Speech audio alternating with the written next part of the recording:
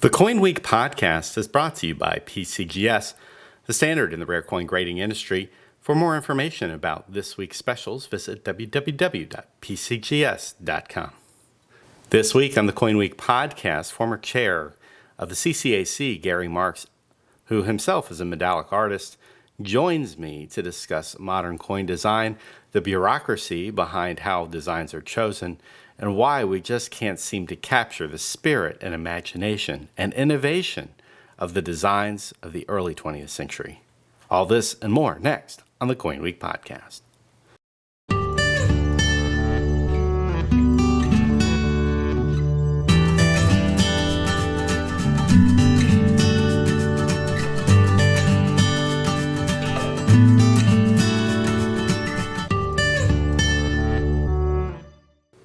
Hi, Gary. Thanks for joining me on the CoinWeek podcast. Good to be here, Charles. We've had a little bit of CCAC news since the last time we spoke. We know that you've devoted quite a bit of time to the CCAC, serving as a member and a chair before you left the position at the end of 2015. Sports legend Kareem Abdul-Jabbar, who I believe came on board to replace another short-timer, Coin World editor-at-large Steve Roach, who left to take a position at the IRS, has also now left. He left the position after serving for only about a year on the committee. And we obviously listened to most every CCAC meeting. Kareem wasn't necessarily always present, wasn't necessarily a driving force on how designs are chosen. And we say that fully being aware that CCAC meetings are typically part of a continuing and never-ending conversation. So I assume in the case of Kareem or anybody coming into the committee and being new to the process and that debate, it can be a little challenging to be thrust in the middle of these conversations without having any context. From your experience, how daunting is it for new members to come on board and for them to have a real and meaningful impact on the process of judging and selecting great designs? Well, Charles, I think that as a newcomer coming onto the CCAC, there's a couple of factors that you have to consider. One is how much experience and knowledge does the new member bring to the committee. And you get individuals from varying places on that range of knowledge about coin design and how coins are made. And so I can imagine that if a person comes on who has just been a coin collector, even in a casual sense, that it would be very daunting. But even for myself, when I came onto the committee in 2007, I've been a lifetime collector and interested in artistic pursuits as well. So I came on with some knowledge. I learned quickly that I didn't have enough. And so I think every member goes through a learning curve, and at least I did, I spent time listening and trying to understand what this process was all about. One of the things that I guess I can say was somewhat disappointing to me about that process was to come to an understanding of how politically entangled the design process is for our nation. A lot of that stems from the fact that, unlike many industrialized countries, our legislative body, our Congress, controls what coins get made, what the subject matter is, and so forth. In many countries, mints are, while government agencies or quasi-government agencies have much more ability to run themselves as a business and to focus on a tighter mission. When you open yourself up to being governed by the U.S. Congress, there's all sorts of issues that come into play. So as a new member on the board, understanding that linkage and how that affected what we did there was somewhat disappointing to me. We would often get proposals that had been passed through Congress, new legislation, and Congress folks had partially designed the coin already. They're not artists, and examples of that would be the 2015 U.S. Marshals program. That came to us with a long list of this shall be on this obverse and this shall be on that reverse, and that steals the creativity away very quickly from a good artist when you start to channel them down and it has to have this and you have to represent this. So I think that's one of the strangleholds we have in getting good design is we have people who are elected to positions in our Congress, in the House and in the Senate, who decide that they're going to be participants in the artistic process. So I'm not sure how you would change that. It's embedded in our Constitution that they control the creation of money in the nation. But as far as learning new things coming on to the board, that was a big one for me. It's interesting that you bring that up. There are two types of people that I really enjoy talking to about this issue.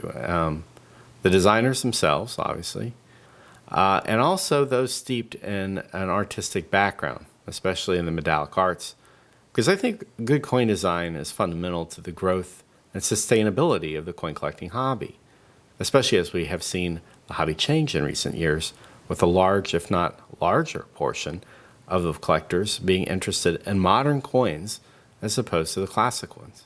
Without good art, a coin or metal isn't likely to become iconic. And without iconic items to collect, there's probably not going to be a great deal of passion pouring forth from a collector base. No one's likely to fall in love with a coin or metal if its design more closely hews to clip art than the great sculpture that we've come to respect.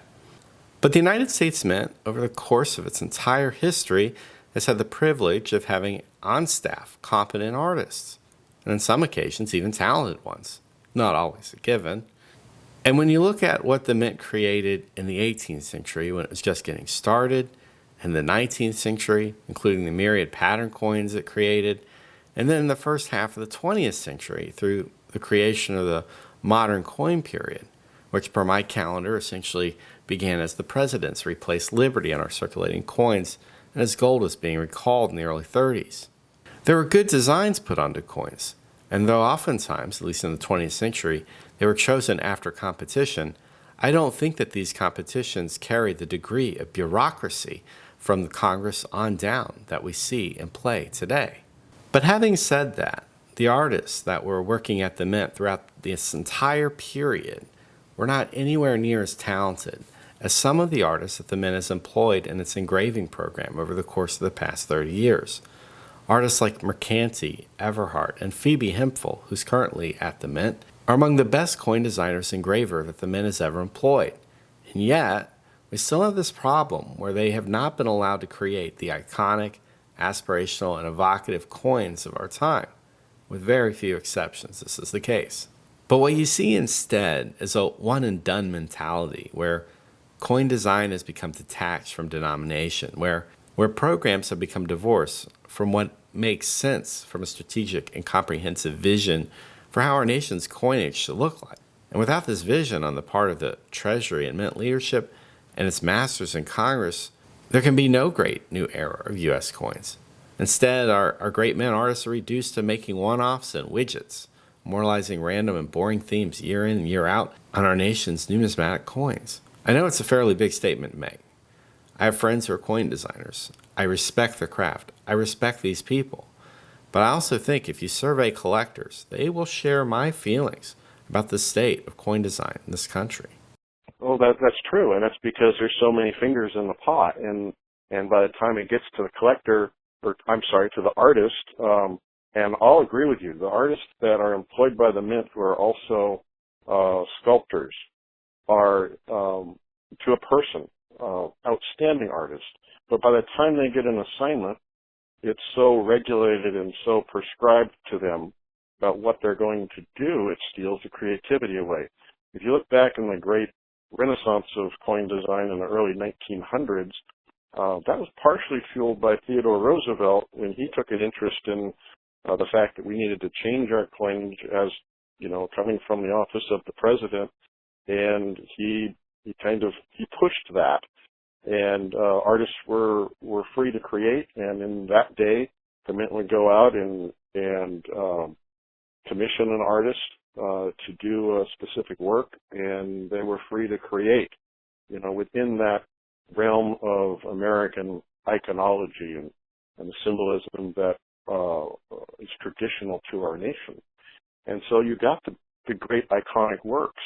But nowadays, there are so many people that have to have a role in this. There's this, a commemorative issue. You have to have the stakeholders. There are groups who have some association with the subject matter. They're consulted. They're given great decision-making power in that process. You've got the CCAC. You've got the Commission of Fine Arts. You have members of Congress, particularly if the subject matter bears on a historical event that may have happened in their district or in their state. And it all becomes very prescribed, and by the time a good artist gets it, they're not given much room to do something with it. Another issue that's in play is we've got this artistic infusion program that was put in, I think maybe 18, 20 years ago by a mint director at the time. The idea was to bring in artists from the outside who could infuse new creativity into the process. And while there's been limited examples of success with that program, again, there's actually two factors with that group. One is the same prescriptive straitjackets that we put them in as far as their creativity goes. But then also, many of them come on not having experience as medallic artists. There's a difference between an illustrator who you might hire as a commercial artist to create a magazine ad or something for Facebook or something for print media. There's a very big difference between that, and now your assignment is to create a design on a small metal disc that doesn't have any other color except for maybe tones of silver or tones of gold. It's a whole different ballgame. And so we get some very good artists, illustrators, and we say, here, design a coin. And they're not familiar with that venue or that application of art. They don't understand the idea of symbolism and the idea that there has to be balance between negative spaces and the devices that illustrate the coin. The whole idea of allegory, rather than putting storybooks, scenes on a coin. Another example of this, of the prescriptive issue from Congress is, let's talk about the America the Beautiful program. An ill-conceived program from the beginning because the subject matter is America the Beautiful, and most of the places that are trying to be honored on this program are places that are spectacular because of their expansive beauty. You can't take expansive beauty, which is illustrated in many ways by color, and put expansiveness on a 1-inch disc and expect it to have the same power and compelling message that it would be if you were, say, standing watching the view or vista off of Glacier National Park or in Yellowstone National Park watching a geyser rush up in the air. And suddenly we're trying to capture those things and put them on a coin. So we end up with designs that have rocks on them. And we then hope that will engender interest in coin collecting. I don't think those sorts of programs are well conceived. Again, it's coming from good intent from people who are elected to office who think they have a great idea, but they don't quite work out that way. So I think at the heart of what our problem is, there's too many cooks in the kitchen, and they prescribe too much, and then they give the artist a straitjacket. And at that point, you've really sold out a lot of hope that you're going to get something spectacular. Every once in a while, an artist can rise above that and do something spectacular, but many times that's not the case. Circling back to the Artistic Infusion Program, I think it's a great program. I hope that they continue it. but I think the Mint would be well advised to train these artists who are already great artists in their own right and have many accomplishments, but to help them understand this new avenue that they're designing within and what are the elements that lead up to a great design. Heidi Wastreed and I did a program once back in, I think it was 2014, when we were both on the committee together. We were asked to speak to the Art Infusion program, and I think many of them benefited from that, but it was a one-off thing, and it was, an hour and a half together, and I think that's the last training that was ever done for those artists. So I think there are multiple reasons for the predicament we're in, and it's too bad. So I guess that really sums it up for the problems with coin design in our country. Well, I'll give you a few illustrative examples. I think despite how abused the program was, the early commemorative program in the United States, which began in earnest in the early 20th century, even though there were a few random pieces struck in the 1892-93 timeframe for the World's Columbian Exposition, the program didn't really hit its stride until the 1920s and 30s. Anyway, in this program, you'll find many of the most experimental and beautiful designs ever put on a U.S. coin. If you take the Gettysburg $50, for instance, this has a beautiful portrait of the bust of a Union Confederate soldier in the obverse, perfectly balanced, and two shields on the side, and a fasces on the reverse. The shields represent the Union and the Confederacy. When one looks at this coin, one can't help but admire the design. It's beautiful. It's evocative for the battle that it commemorates.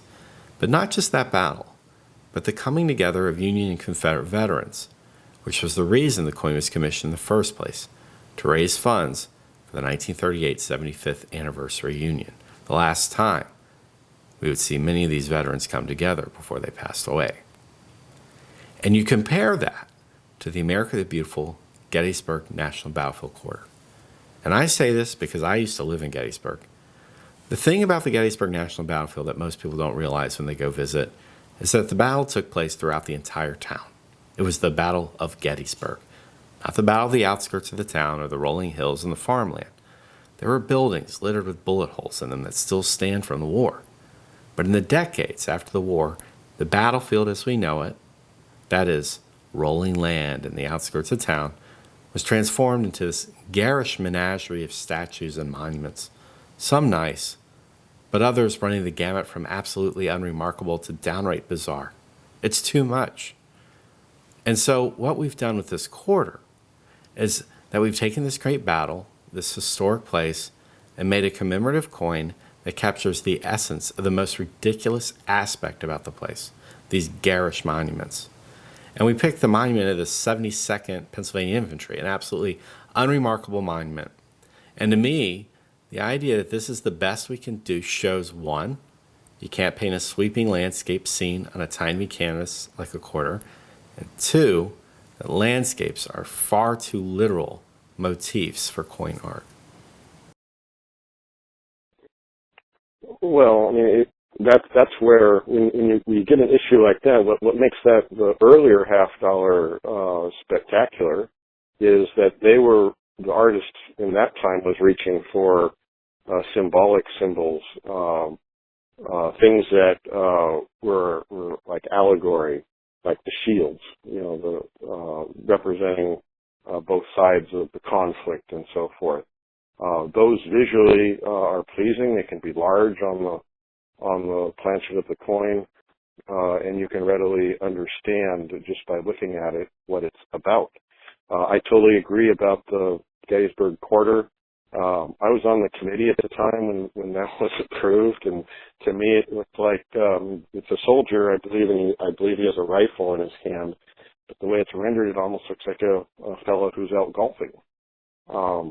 And that's just a pity because so much more could have been done with that subject. But again, I have to say that I think the entire America the Beautiful program, the idea that we're going to put national parks that are national parks because of their beauty or their historic significance, somehow we're going to represent that beauty on a 1-inch disc, I think is fraught with trouble.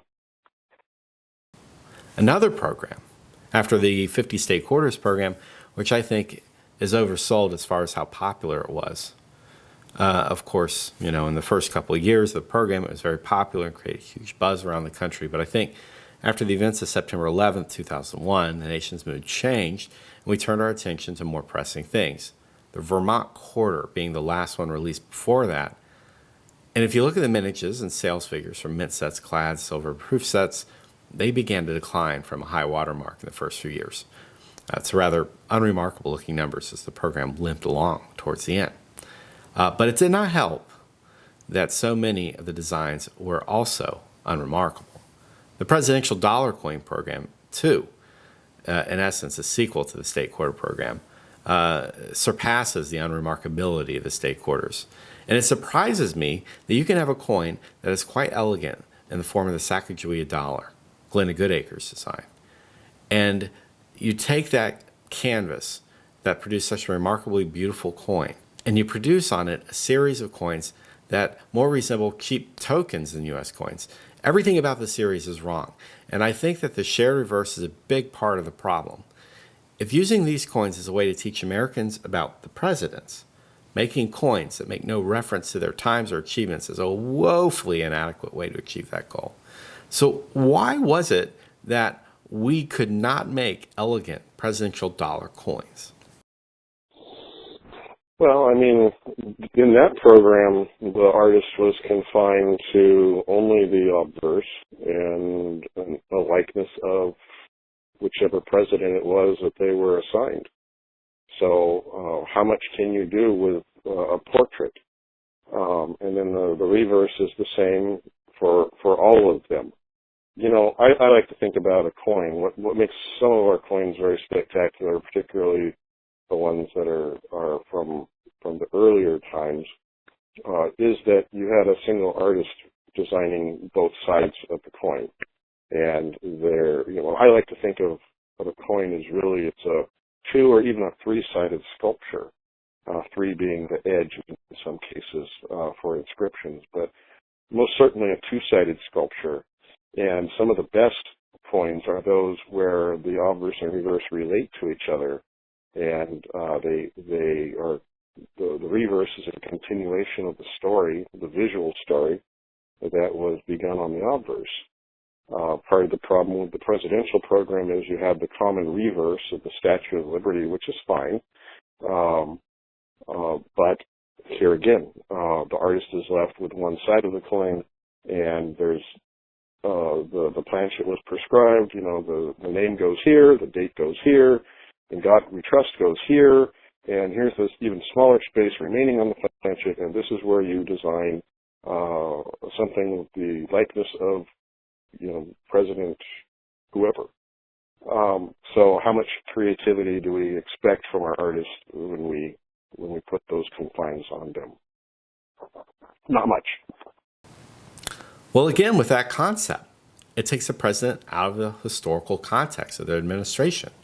And the Statue of Liberty on the back wasn't even erected until 1886. So it makes little sense to make a coin where George Washington is on the obverse and the Statue of Liberty is on the reverse. Again, like I said, it doesn't teach you anything about history if all you see is a portrait of a figure with dates and their administration with a generic and probably overused image and the denomination of $1 written in shorthand on the back. The whole thing's wrong.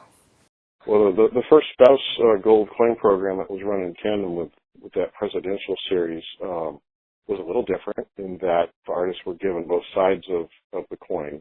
And probably the first 3/4 of that series, I felt ended up rather unfortunate because most of the reverse designs ended up being storyboards, a picture in the life of this first lady. A good example is the 2011 Eliza Johnson $5 gold coin, and on the reverse, she was known for her hospitality at the White House. And so what we get is 3 people dancing, and one of them is the back of the head of the person dancing.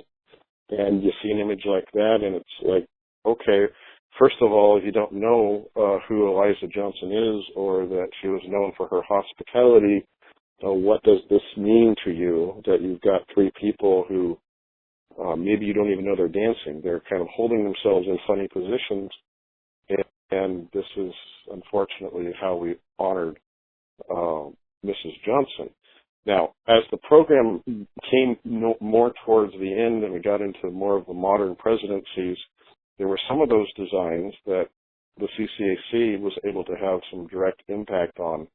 And we rejected some of the initial designs, and we ended up with designs like the Eleanor Roosevelt reverse with the light of hope. You had the Bess Truman with the big locomotive wheel, and there were some others like that. I think the Patricia Nixon one was the holding hands, and whether or not any one of those particularly appeals to someone, they were more symbolic and allegory in sense of telling a story rather than showing a picture of in time. And I think because of that, they are more compelling designs. So how much does the design approval process evolve around the CCAC's and the CFA's desire to present a coin that the collecting community will appreciate versus how much of the group's members deem that their own personal taste is what's best for our coins? Most of us who are on the committee, I'm not on the committee anymore, but most of the folks who make it on the committee are coin collectors.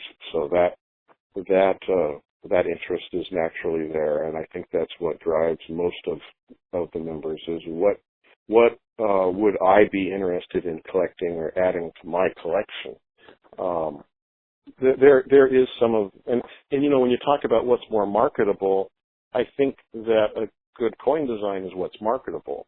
I don't know that you can always divorce the two. So the thing about the CCAC and when I was on the committee, I would look at the magazines, Numismatic News and Coin World, and people would write letters to the editor, and they didn't like a design, and they'd blame the CCAC. Well, why are they picking this kind of crap? Well, in many cases, what they were complaining about was something that ultimately wasn't recommended by the committee, because what many people don't understand is the committee doesn't make the choice. The committee will make a recommendation. The Commission of Fine Arts makes a recommendation, which is often different because they're coming from a different artistic perspective. Many of them are architects and folks like that, so they're bringing a different perspective. All that is, and then the director of the MIT gets to submit their ideas about which design to select, and it all goes up to the Secretary of the Treasury, who is in most cases a financial person. They're not coming from the world of art. They're seeing also input from stakeholder groups who may have an interest in it, and they make a choice. And unfortunately, that often gets hung at the door of the CCAC that we got this dog of a design. Oh, what's wrong with the CCAC? Well, the CCAC, the truth of the matter is not a huge player. It's only but one of several in the process, and there's one person who makes the choice, and that's a person who really isn't looking for art. They're looking for, does this coin convey a message that is in line with the legislation that Congress passed?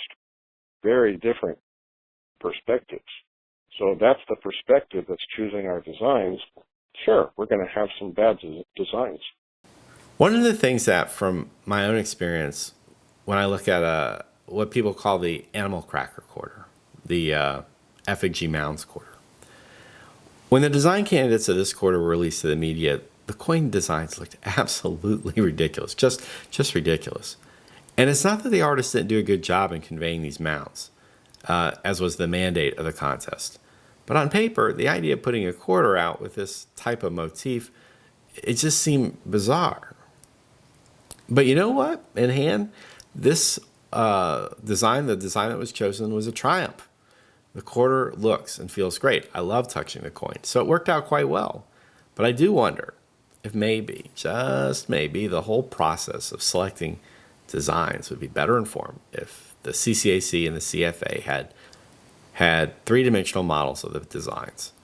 And I know that this is the case, as been spoken a few times at CCAC meetings, that great pencil drawings do not necessarily equate to good coin art. We see a lot of like overly shaded, overly detailed drawings that make it into the decision-making process. And usually these are dismissed. But I think maybe it would be good to give sculptor engravers more credit than we have been. Perhaps if the committees were looking at physical objects instead of printouts, better designs would come out of the process. And I think for me and for most coin collectors, we crave more adventurous designs.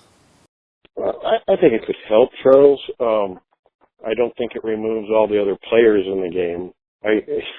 You touched on something there that I wanted to come back to, and that's the whole idea that we're making the choices for our recommendations, at least from the committee.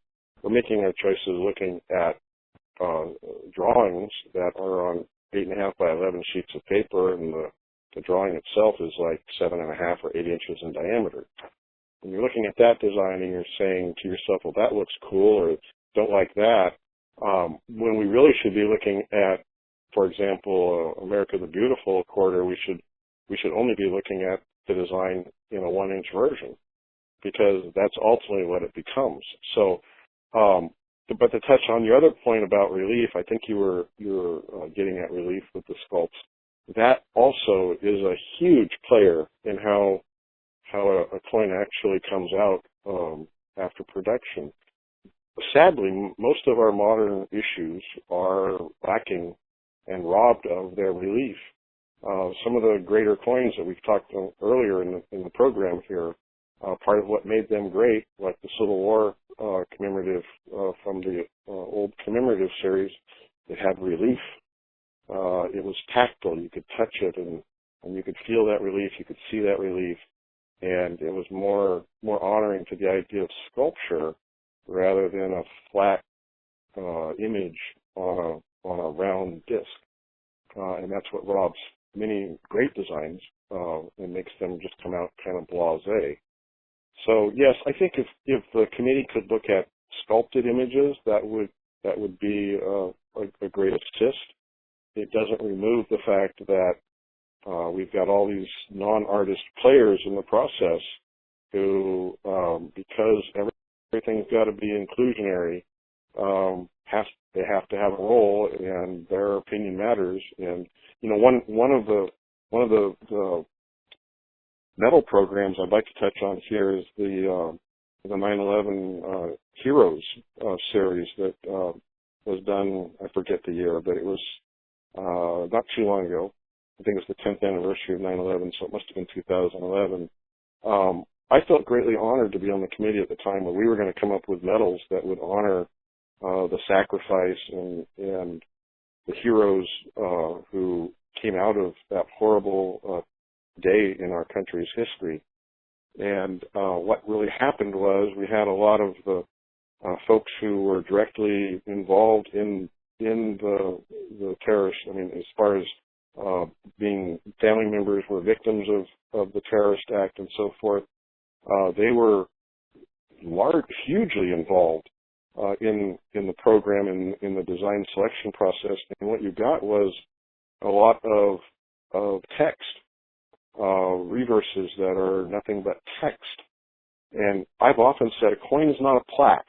A plaque, you see plaques on sides of buildings, and they honor the mayor or whoever who was in office when this building was built, or the president, or what have you. Maybe there's some sort of text given about why the building was built and all that. That's not what a coin is all about. The art. That's what makes a coin compelling and appealing to the eye. And we try to make some of our coins into plaques, and that's sad because while the message might be on point, it's not on point for the fact that you're trying to create a coin. You're trying to collect something that compels someone to want to keep it because it's a work of art. And there's that dimension of art that can speak beyond words, that when we sacrifice ourselves just for words, we lose something very valuable. There were some great designs that we could have selected for the 9/11 medals to honor these folks who were impacted, horribly impacted. And we ended up with medals that, in my opinion, really don't do service and don't really completely honor them to the level that we could have reached for, and I'm sad about that. I have one more idea about coin designs and U.S. coins, and then, if you don't mind, I'd like to move on to another topic. I know that congressmen like the Commemorative Coin Program only insofar that every once in a while a member might get Congress to sign off on a coin program that directly benefits some organization that's located within their districts. All politics is local.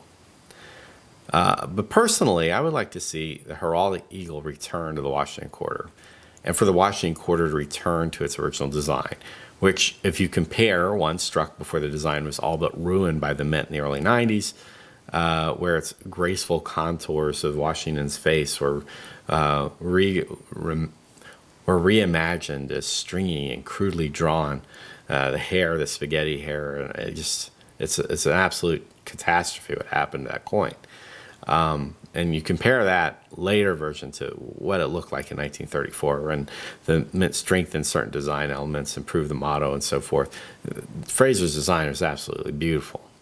And I think that going back to that design would be an improvement in every possible way over what we're looking at now. But that is, if we insist on keeping these presidents on the coins, I think that's what we should do. But if you're going to go through the effort to constantly issue circulating commemorative coins, a much better canvas would be the half dollar. The half dollar has had a long history of serving as the denomination of America's commemorative coin program, and was the case before the silver dollar replaced it in 1983. It's a denomination that the Mint already uses for high premium commemoratives when instructed to by Congress, and it's a design that's struck in limited enough numbers that collectors will see a value to collecting them. Also, if Congress passes the American Innovation Coin Act, what better denomination than the half dollar, where Kennedy, president at a time of great American innovation, catapulted us into the space age and led an America in the post-war period to technological heights that have maintained our dominance for decades. That, to me, seems like the ideal denomination for such a program. But I also think that the American government needs to come to grips with the fact that we need a national Coinage Reform Act. Our denominations, the ones in circulation, are a few holdovers of the denominations that have been more or less struck by the United States Mint continuously since the 18th century. Even though today, in terms of purchasing power, all but the $quarter dollar has become obsolete. And even though people are more and more used to using electronic means of payment instead of cash or coins, our coins should at least keep up the appearance that they're money of the United States. And to do that, the denominations have to be useful. I think the dime and the quarter should be the lowest denominations, and I would like to see the U.S. follow a path of the European central banks. Maybe change the quarter to a 20-cent piece, have 10-cent, 20-cent, 50-cent, $1, and $2 coins. If we don't reimagine our coin denominations, we will essentially continue to produce them solely for the tradition of it. And that is what has befallen the lowly penny, and will soon also include the nickel as well. Well, I agree, and that's why you find pennies laying on the ground and even nickels. They no longer have much meaning in the way of value to people. So I would agree with much of what you had to say there, Charles. I think a realignment of our denominations is in order. It would actually save money. When you look at the durability of a coin compared to some of our lower denomination paper notes, the government would actually save. It's not going to solve the deficit or anything like that, but it would save money. So there's a lot of sense in that, and it would bring value back to the idea of a coin, and that in itself could help encourage more folks to get into the coin collecting realm. I think part of the problem of the decline in coin collecting is that, particularly in the circulating issues, they're old and worn out and dull. I appreciate the idea of bringing back an old iconic design like the reverse of the quarter, the eagle that you were speaking of. But for myself, I want to see something new that's good art that has relief, that is iconic, symbolic, or expresses the use of allegory, much like the elements that made our coins great back in the teens and 1920s and so forth, when so many great designs were produced. Think about the refreshing effect that would have on coinage and our nation's reaction to it if we had new coins with fresh, well-executed, highly artistic designs that spoke to the values and aspirations of our nation. That's what made those old issues so important and successful. And until we do that, I don't think I think the whole coin collecting world will continue to decline because it's becoming more irrelevant, particularly in a plastic economy where a lot of the younger generation are using credit cards and plastic money. Many of them don't really even touch much in the way of coins anymore. They don't have a tie to it or a relationship or value it. So it's hard to then entice them into collecting. So I think much of what you said about looking anew at our coins and denominations and what designs are on them, particularly the circulating designs, is very important, and it would do a lot to reinvigorate the whole world of numismatics. Getting back to my thoughts about the circulating commemorative denomination, what did you think about my idea of using the $50?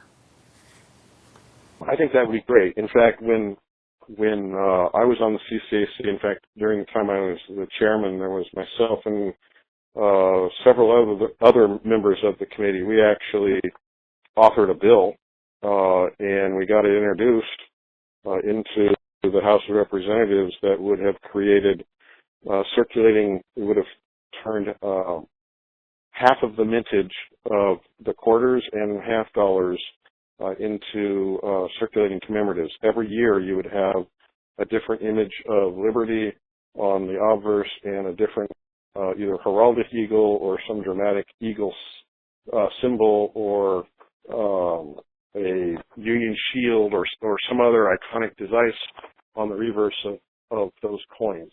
The reason we said half the mintage was that one of the roadblocks to changing our circulating coinage is that so many members of Congress have investments into the presidential images that are on the coins.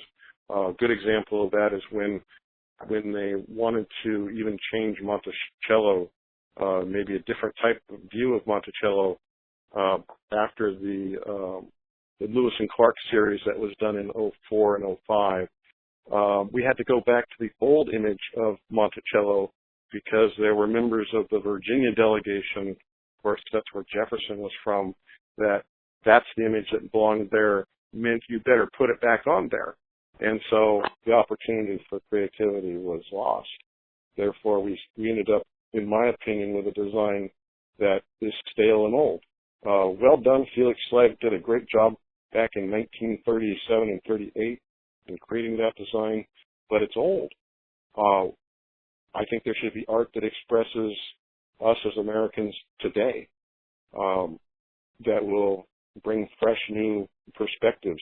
So yeah, I think your $50 series is a great idea, but I think there are even opportunities for the quarter, seeing that it's the one that circulates the most, to really get people's attention. Imagine if you're at the store and the cashier hands you a handful of coins, and one of them is a sparkling new, exciting design of Miss Liberty, and there's a great image of a dramatic image of an eagle soaring against a rising sun.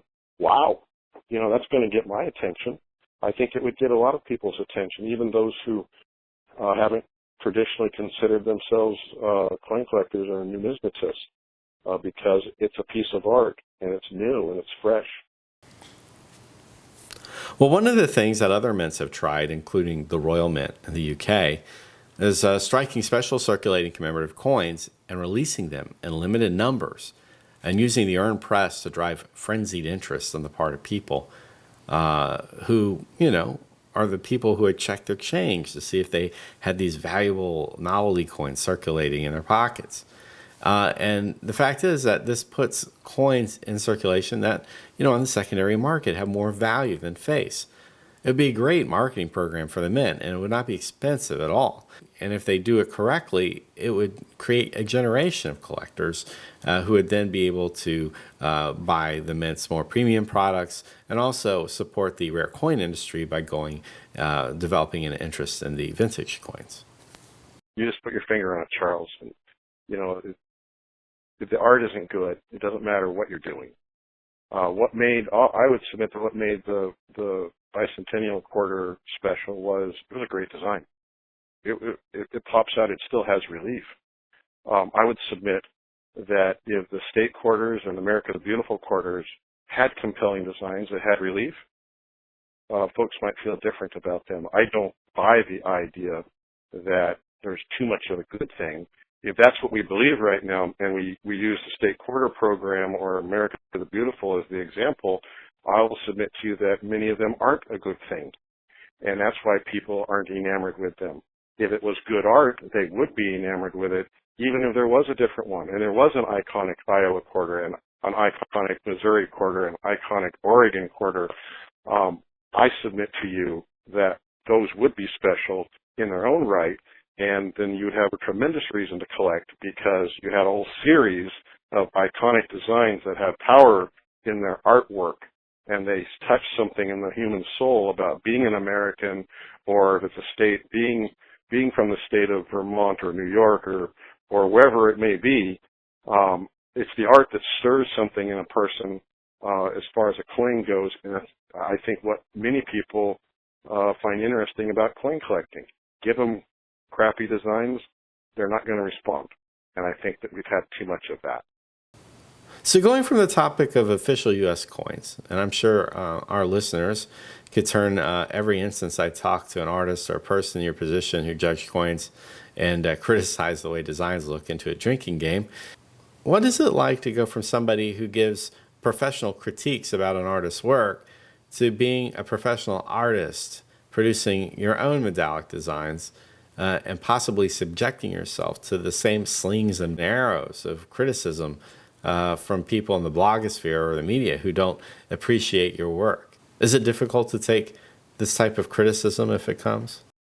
Sure. Well, art is a subjective thing, and you go into it understanding that if you're going to share your art, you're exposing yourself to others, and you have to be prepared. Not everyone's going to like it because it is subjective. So there are good elements that lead to good art, and I've received very little in the way of negative feedback on my art. There are people who particular works I've done, they don't like them, and that's fine. We're all individuals. We have different sensibilities. I didn't really have a whole lot of trouble transitioning. In fact, to me, it was a relief that because I kind of suppressed doing a lot of my own work while I was on the CCAC because I wanted to give my full attention to that and not take even more time out of my otherwise busy life. So the transition to me was actually a relief that rather than looking at other people's designs and being involved in a maddening bureaucratic process with too many cooks in the kitchen, to be able to sit in my studio and become inspired and to create something that I felt was worthy and beautiful, that was a big relief to me. And it gave me, it does today give me a lot of satisfaction. So I'm very happy to be where I am and being able to create my own stuff. And then the collectors, art critics, and the marketplace will be a judge.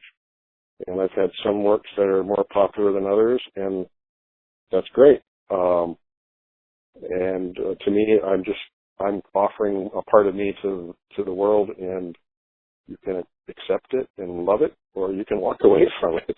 That's not up to me. It seems in a practical way, if you're an engraver at a big government institution, you have a lot of latitude when something doesn't quite work out. You can have trial and error where it comes to testing out designs. You can make modifications. You don't really have a cost coming out of your paycheck when you're wrong. Of course, if it's a habitual thing, you might not have the opportunity to continue to apply your craft. But as an independent artist, as someone who has a financial stake in the creation of the metals that you produce, how stressful is it to go from your render to production?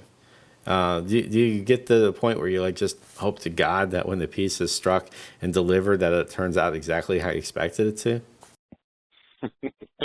Well, there's always stress. And a big reason why I don't take much commission work is because when you have someone you're designing for, then it becomes even more stressful because you're trying to satisfy them.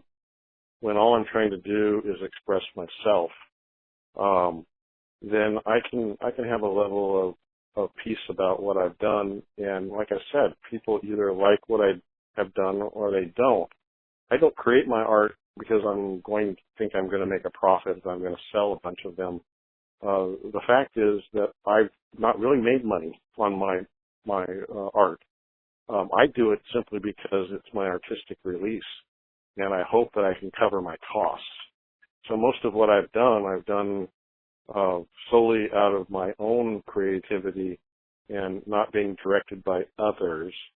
And there's a lot of freedom in that.